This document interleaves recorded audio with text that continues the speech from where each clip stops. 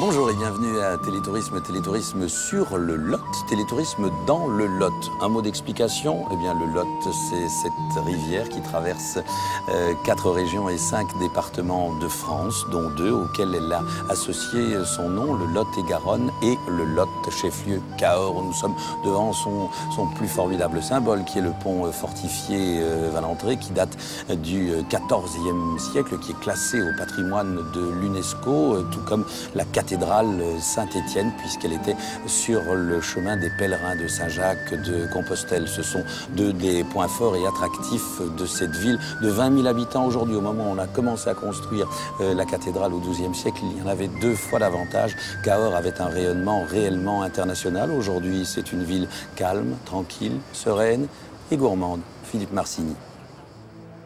La ville a été fondée par les Romains sous le règne d'Auguste, c'est-à-dire les toutes premières années du 1er siècle après Jésus-Christ, à l'intérieur d'un vaste méandre du Lot qui forme une presqu'île. Et c'est une ville qui a été assez opulente à l'époque gallo-romaine, principalement du fait d'une activité artisanale importante.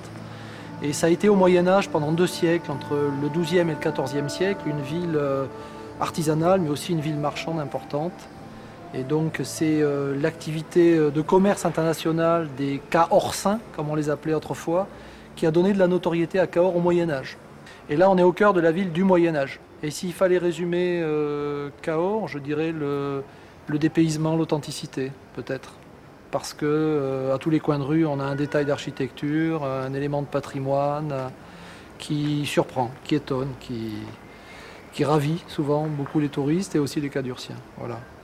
Et là, on est un peu au cœur de la ville, devant un lieu qui est un lieu dévolu à la communication entre les habitants et leur patrimoine, puisqu'ils peuvent ici venir trouver des renseignements pour engager des travaux, pour faire en sorte que cette ville ne soit pas une ville musée, puisque c'est une ville où il y a de l'animation, où on vit, et donc il faut arriver à faire concilier le respect du patrimoine historique et puis la vie quotidienne d'aujourd'hui, quoi.